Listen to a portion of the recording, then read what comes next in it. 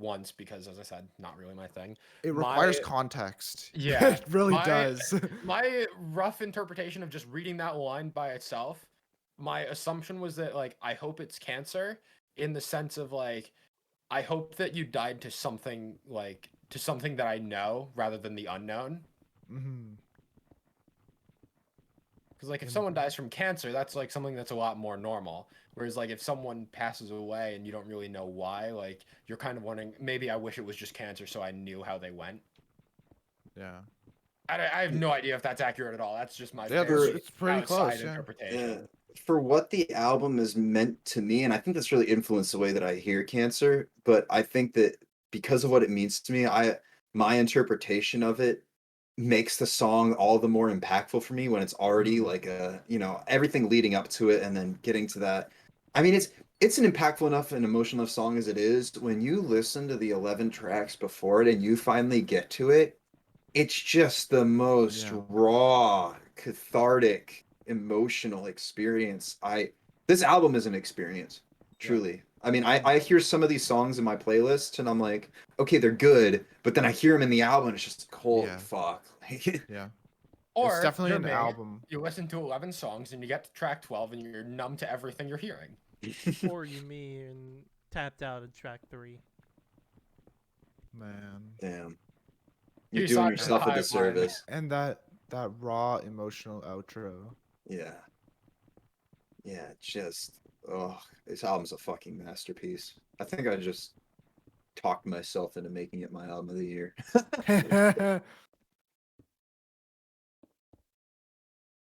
Should we talk about these last few albums then?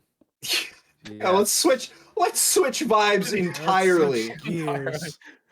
Yeah, we've talked about this for probably like half an hour almost, so Electric Callboy have dropped their album Techno. Choo choo motherfuckers, no more sad times. I think that's a quote from the breakdown of Techno Train. Yes, kind of. Choo choo choo choo. Yup. This is a fun album. It's just fun. it is. This I don't album remember much of it, but it's fun. It might have the least substance of any album I've heard all year. But it's good dance music. It is the Yeah. it is the least substantial, most fun album you will hear all year. Isn't there? I don't have it written down, but there's some like "You Make My Spaghetti Ready" or something like that. Yeah, I think that was in Techno Train. I think so. Yeah. Techno Train is probably the horniest song on here, which is saying a lot. You want to hear Yeah. my stupid interpretation of Hurricane? Sure. It's if Lorna Shore covered the Wii Sports theme. Wait. What the? Wait.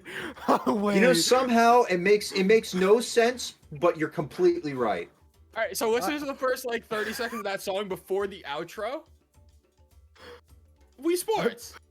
I'm so Yeah? glad we're reviewing this after Pride. This is like gold, dude. Dude, I had never looked at the lyrics to Hurricane. Yeah, me I'm either, I pretty don't care. sure it's about necrophilia. It's in German. Half of it is. The other half is like, she's dead, she's horny, kill me baby, I wanna fuck. Is I think like a direct quote. All right, From- moving But on. sonically though, you get the Wii Sports menu theme covered by Lorna Shore. Yeah? Yeah, I don't hear the Lorna Shore, but she's That's correct. hungry. Let me read you these Hurricane lyrics. She's hungry, she's horny, she's longing for flesh. Oh honey, I'm ready to die. You feast on my blood, my bones, my guts. it's like a zombie. Yeah, choke, she's the love of my life. I cannot resist. Eat me alive. Your necrotic face is the one that I like. You're my rotten queen. Your hands in my heart. Marry me. Like, I think Oh, the Shore comparison's pretty accurate. no. What it is you hear the heavy and you're like, damn, this is too heavy for me, Lorna Shore. Yeah, that's it. Dude, there I get There like is, Brand of like- Sacrifice vibes. yeah, As far as I'm concerned, there's only 2 deathcore bands that exist. There's only 2 And those death are doors Lorna that Shore. work, and it's Chelsea Lorna Grin Shore. and Chelsea Lorna Grin and Shore. Lorna Shore. Yeah. That's it. Honestly, for me, those are my 2 favorites. So That's a lot of disrespect to Necrogoblicon Flesh Mask and actually, Urethral Death Mark. So It's very disrespectful to Whitechapel, who made a very good album. True. In the Valley, so. There's like so much and so little to unpack here that I almost have nothing to say.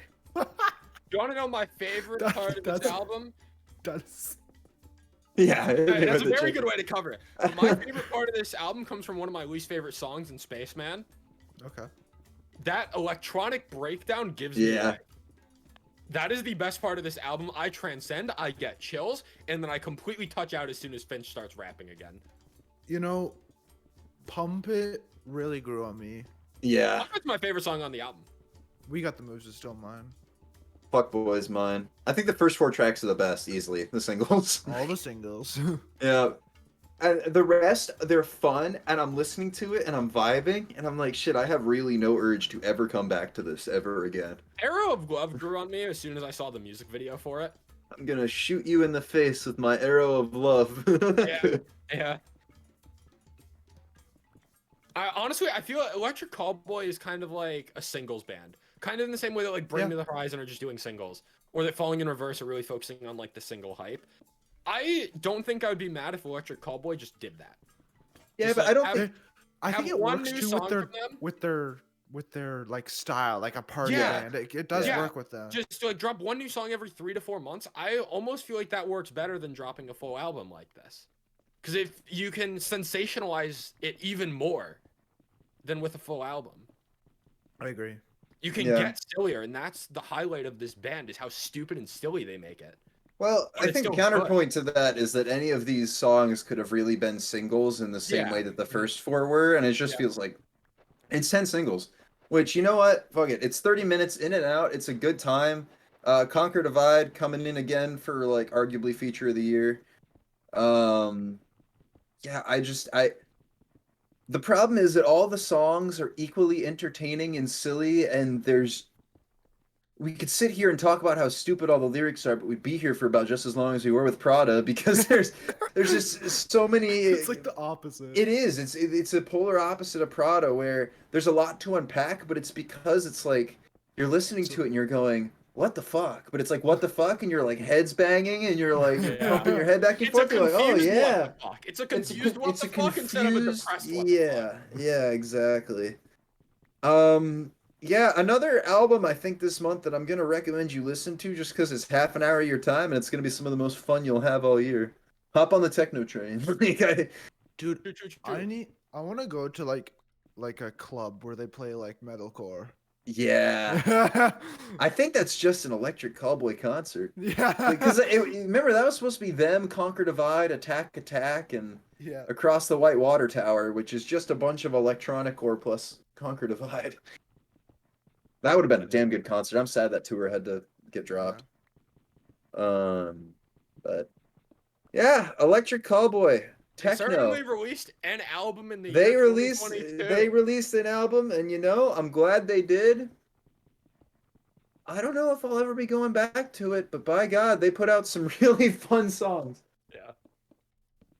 You're making me question the order that I added these albums to the playlist because I feel like there would No, have been no, a better... I think it's so good. I think It's so good. fantastic. But alternatively, that Prada album was a sucker punch to the gut. Haha! You get it? I get it. Hit me with it, Jake. Maggie Lindemann dropped her debut album, Sucker Punch. Oh, I get it now. Yeah. So this caught me off guard. I didn't realize this was releasing this month. And it ended up being my favorite album of the month. Almost uncontested. Wow. I really liked it. I mean, as someone that has raved about Mothica and Demi Lovato for the past 2 months, I almost feel like this shouldn't come as a surprise. Yeah, true. That's True. This is more of the same that those 2 albums have delivered on, except this is the angstiest version of that archetype of pop rock. You get songs like Casualty of Your Dreams, She Knows It, I'm So Lonely With You, Break Me, my favorite song on the album, which we talked about a few months ago. Novocaine. There's a lot of angst to this album that I really enjoyed. And also lyrically, there's a lot of lyrics that you can grab onto pretty easily. In Casualty of Your Dreams, there's no need for apologies because honestly, fuck your honesty, I'm done. I really like that lyric. And then in probably I'd say my top three are Break Me, Casualty of Your Dreams, and Self Sabotage, which has a really awesome chorus. The melody of Self Sabotage in the chorus is insane. It's a self-fulfilling prophecy. I know I'm gonna fuck it up with you and me. Shit's never going my way. Now I'm drowning in blame. You could call it self-sabotage. There's a lot of depth to this album. It's like kind of surface level depth, which is a weird oxymoron, kind of, but it makes sense and it works. And by the end of the album, you feel like you've gone through something. Probably not to the same extent that Prada made you guys feel, but to me, this is really accessible and it's fitting in perfectly with like the pop punk nostalgia that's been going on. But this is like an angstier version of it all that I really enjoyed. The only song I didn't particularly care for comes right in the middle with We Never Even Dated. It's just an acoustic song, and yeah, it's pretty well known at this point that those types of just acoustic songs that don't really build to anything don't do much for me. But overall, I think there's a lot to like about this album, and it's very accessible.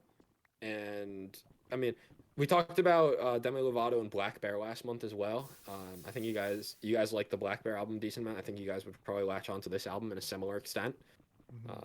Just there's a lot to like here. I don't have a ton to say about it other than that I just really enjoyed it from top to bottom.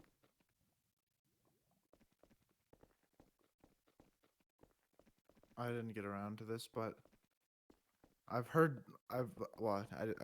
did get around to parts of it, but from what I've heard, it is something I'm gonna check out. Nice. I like to hear it. Like to hear it. Derek, I do you will have be any checking brief this out. thoughts? I will be checking this out. I wanted to, and I'm sad because I got to everything else and I didn't get to this. So, but I will be. And when I do, you will be the first to know. Great. Before we wrap up, if there is one thing that is holding this album back, it's the end of the album. And not specifically the closer, it's the last three songs. Hear Me Out is fine, but How Could You Do This to Me and Cages fall kind of flat. Cages has grown on me a little bit. It's a very anthemic closer. But again, it's just not holding up to the strength that this album opened with. And Take Me Nowhere, Casualty of Your Dreams, Self Sabotage, I'm So Lonely With You, Break Me. That first half of the album is so fucking strong, and the back half just doesn't hold up to me, which is unfortunate. But again, it's a debut album, and Maggie Lindman's been making music for a while now. I definitely have some back catalog to check out as well. But this was a solid debut album that I really enjoyed, and pleasantly surprised to be saying this is my favorite album of the month. He said the line. He said it. I did. Yes, I certainly did. Let's move on to our final album. Novelists FR have dropped their new album, Deja Vu.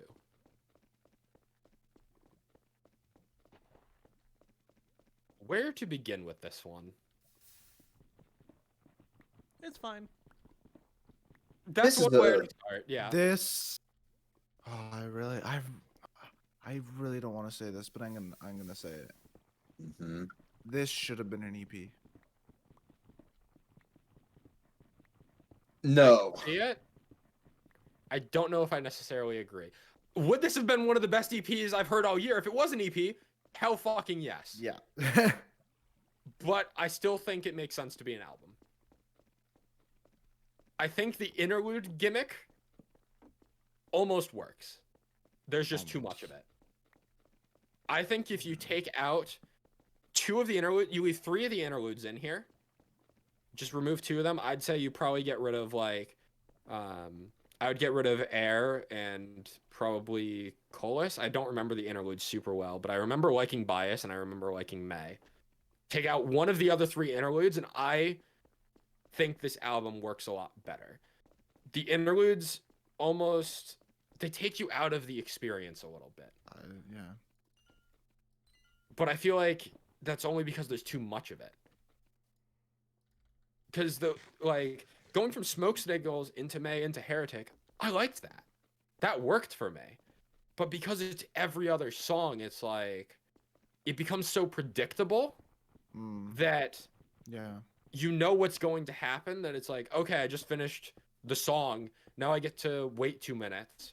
Whereas with other interludes on other albums, there's almost an element of randomness to it that makes them work better. Whereas in this, the predictability of the interludes and when they're going to happen and roughly how they're going to sound as an interlude definitely kind of takes me out of the experience. I don't know if all of I don't like the criticism. I think it's warranted, but I feel like it's being overblown.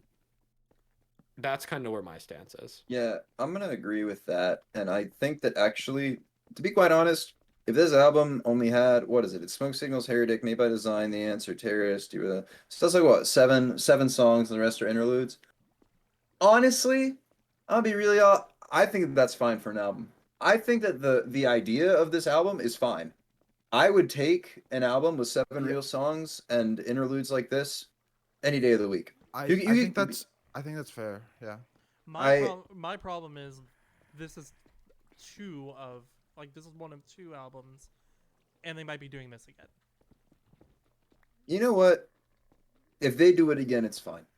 I really enjoyed this. I think that it could have been executed a little better in the sense that some of the interludes, if they're not going to transition seamlessly from song to song, then they should set up the vibe of the next one maybe a little bit better.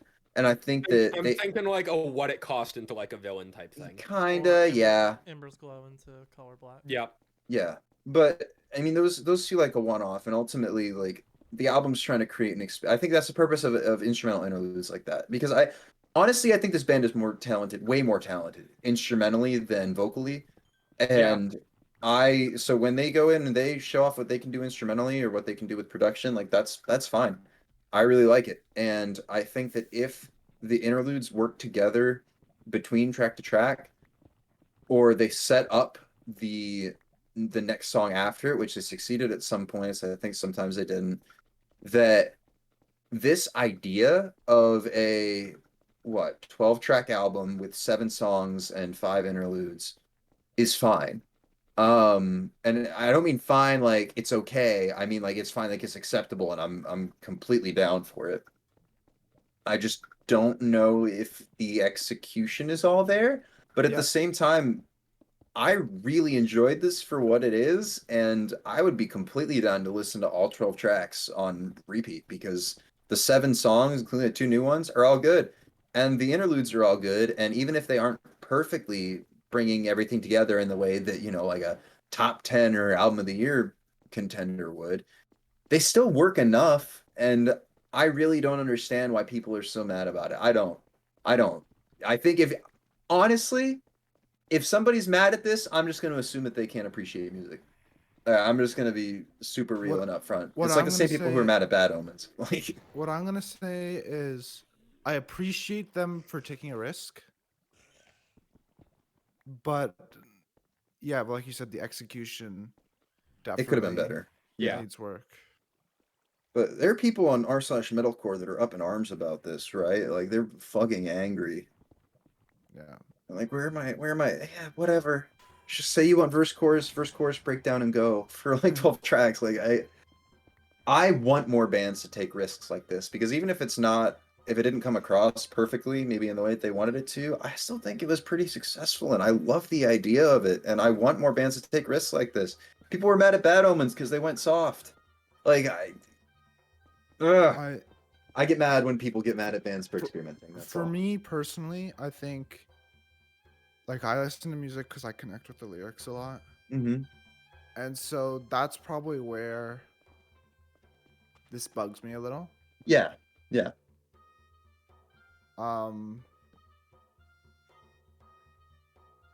this was like one of my my most, I think it is my most anticipated